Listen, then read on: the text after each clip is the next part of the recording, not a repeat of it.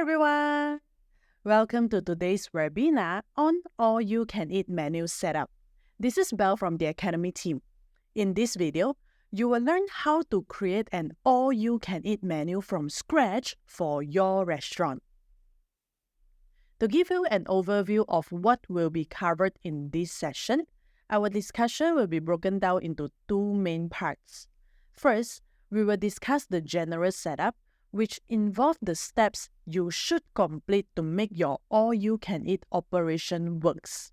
Then, we will proceed with menu setup, where I will walk you through enabling the all-you-can-eat menu, setting up the dining time, cutoff time, and time extension, defining ordering quantity limits, and configuring menu tiers. And now, without further ado, let's dive into the essential settings you will need to configure before setting up your all-you-can-eat menu. The very first thing that we will want to do is to ensure you have the appropriate licenses for the modules you plan to use. All-you-can-eat ordering can be done through various Eats365 modules, and each module requires its own license. If your all-you-can-eat restaurant only allows staff to place orders via the POS, no additional license is required. If your customers want to place the orders using their mobile devices, your restaurant will need both a branded online store and a BYOD license to set up the all-you-can-eat menu. While if you prefer to use a digital menu, you can set up photo menu devices at each table or hand them out to customers during dine-in time. And one thing that you should know for this module is each device that you intended to use requires its own photo menu license. And once all your licenses are in place, you can now proceed to configure the necessary settings. Please take note that these settings only need to be enabled if you want your customers to place orders through their mobile devices. If your restaurant is only using the POS or photo menu, feel free to skip ahead to menu setup session by referring to the timestamp below. So, to allow customers to view your restaurant's menu and place dine-in orders using their own mobile devices, you will need to set up the scan to order settings from the merchant portal. And one important note here, for the all-you-can-eat menu, this feature currently works only with the dynamic QR codes, but not the static QR codes. So, make sure to enable the dynamic QR code setting to ensure your customers can place all-you-can-eat orders seamlessly. To enable these settings, follow these steps in the merchant portal. First, go to Restaurant Settings. Under Dine-in, click on Scan to Order. Enable the Allow to Place Dine-in Order setting and turn on Enable Scan to Order. Adjust additional settings like dining time, cutoff time, and customer notes according to your preferences. Then, make sure you also enable the dynamic QR code setting to ensure the all-you-can-eat menu function properly. And once everything is set, click Save. After enabling the Scan to Order function in the merchant portal, you also need to ensure that the Receive Dine-in Order setting is enabled on your POS. These settings allows the orders placed by customers through the Scan to Order page to be received by the POS. To enable this, follow these steps on your Eats365 POS. Before enabling the Receive Dine-in Order setting, ensure you have the permission to receive online orders, because if without this permission, the Receive Dine-in Order option won't appear here. Hence, if you don't have the necessary permission, go to User and Permission, Role Permission. Select the relevant role that needs the ability to receive online orders, then scroll to the bottom until you see the Setting Permission section.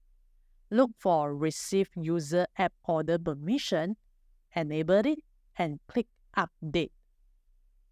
Then, after you re-log in to your account, click on Setting in the top left corner and you should see the User App section. Turn on User App and Receive Dine-in Order so that the POS can receive customer orders. Alright, In the next part of our session, we will go through the detailed steps of creating all-you-can-eat menu for your restaurant. Let's start by setting up the menu items. The all-you-can-eat menu consists of two main components, menu items and pricing. For the menu items, they are typically set as free of charge since customers have already paid a base price to enjoy all the offerings. You can set different pricing tiers for menu items you offer. For example, Tier 1 can be at a lower price with a selection of items, while Tier 2 and 3 can be priced higher and include more items. Additionally, if your restaurant offers upgrade options, you can allow customers to enjoy premium ingredients by paying an extra fee on top of their chosen tier. Okay, now that you have a good understanding of how the all-you-can-eat menu works, let's move on to adding pricing and items to our menu. There are two methods for adding items. The first one is to create the item one by one in your POS or merchant portal, which is ideal when your restaurant already has an existing menu on the Eats365 platform and you simply need to add a new item. Another one is using the bulk importing function, which is particularly handy when you have a number of items to upload or when your restaurant is totally new to our system. For detailed steps on creating menu items, you can refer to our menu setup video, as the process for creating all-you-can-eat menu items is quite similar to creating a la carte menu items. However, when creating all-you-can-eat menu items like the beef slices, be sure to enable the all-you-can-eat menu item setting and select available for dine-in only so that takeout orders do not see them. While for pricing items, you can leave the all-you-can-eat menu item setting turned off. Once you have uploaded all your menu items and pricing items, you can now create an all-you-can-eat menu. This can be done using either your POS or the merchant portal. For this example, I will demonstrate using the merchant portal. So, in your merchant portal, navigate to Menu Setup and select All-You-Can-Eat Menu. Click on Add All-You-Can-Eat Menu in the top right corner. Under General section, ensure the Active button is turned on and fill in the necessary information such as menu name, menu description, and availability. If your restaurants offer both an a la carte menu and all-you-can-eat menu, and you would like to set different time gaps between orders or specify different item quantity limits for the all-you-can-eat menu, you can also override the settings here. Next, scroll back to the upper part and select Included Categories and Items tab. In this page, check all the items you want your customer to see when they choose this menu. For example, my restaurant has 3 different tiers, and the menu I'm currently setting up is for Tier 1. Therefore, I will only check the items available for Tier 1 menu, while for items like beef and seafood, which are only available for Tier 2 and Tier 3, will be selected later when I create those menus.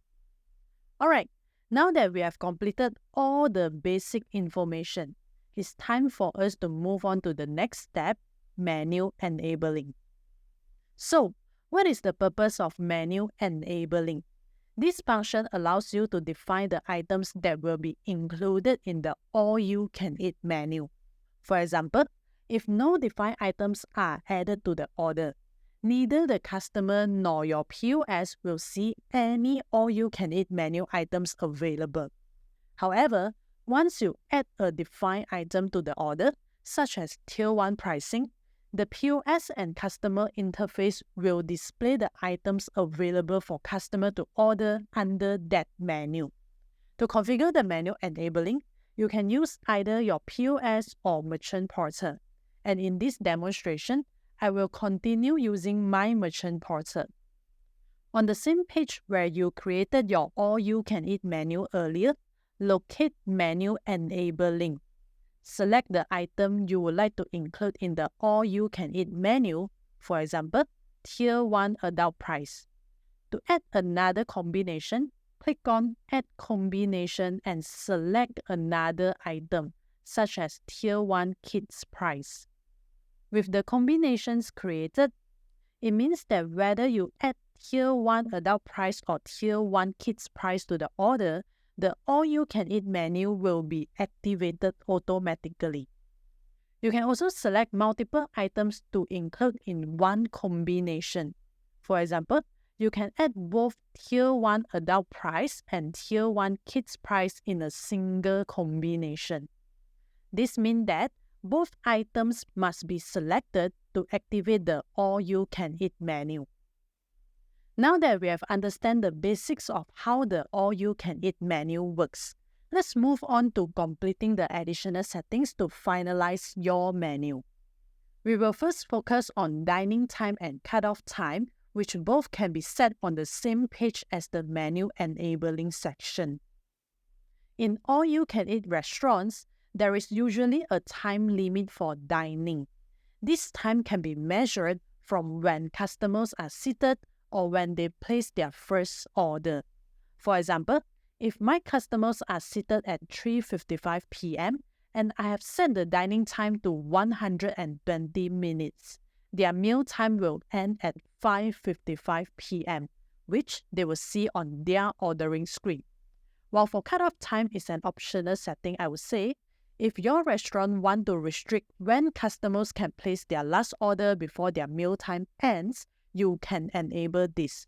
For example, if I have enabled the cutoff time and set it to 30 minutes, therefore, instead of having 2 full hours to order, my customers will only have 1.5 hours to place their final order. Then, after the 1.5 hours have passed, customer will see a page notifying them that their ordering time has ended. If you would like to offer customer the option to extend their dining time, you can also set up a time extension. Once this item is added to the order, both the dining time and cutoff time will be extended. For example, if the dining time is extended by 30 minutes, customer will now see their meal time being extended from 5:55 p.m. to 6:25 p.m.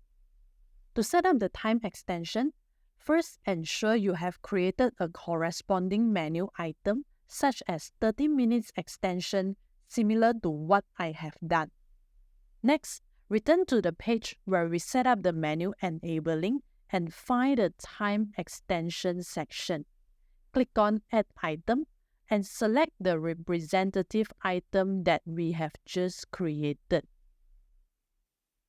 In the duration field, enter the time extension to be added to the customer's dining time.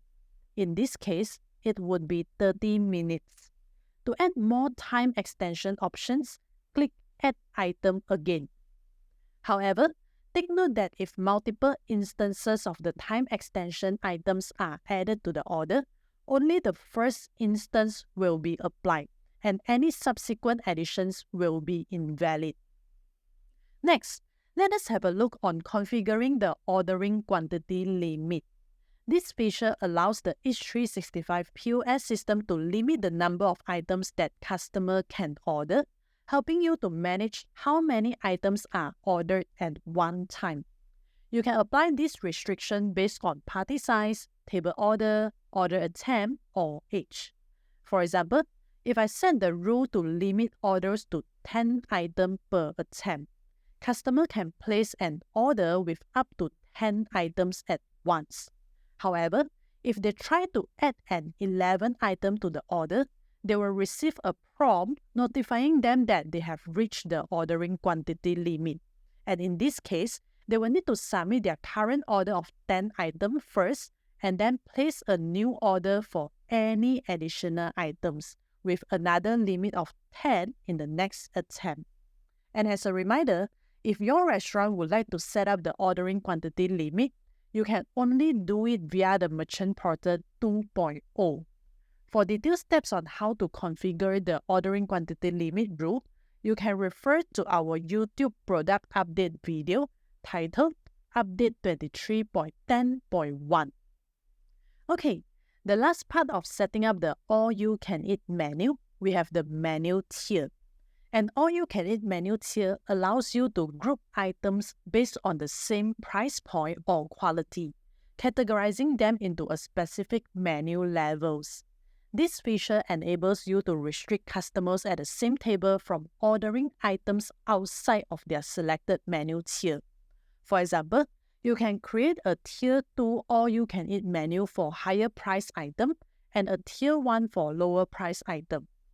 Then, when you enable the enforced same all-you-can-eat menu tier in same order setting, customer at same table must order from the same menu tier.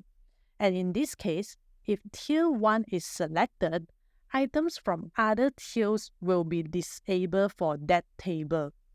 Take note that creating a menu tier is only available on Merchant Portal 2.0. For detailed steps on how to create a menu tier, you can refer to our YouTube product update video titled 24.3.4.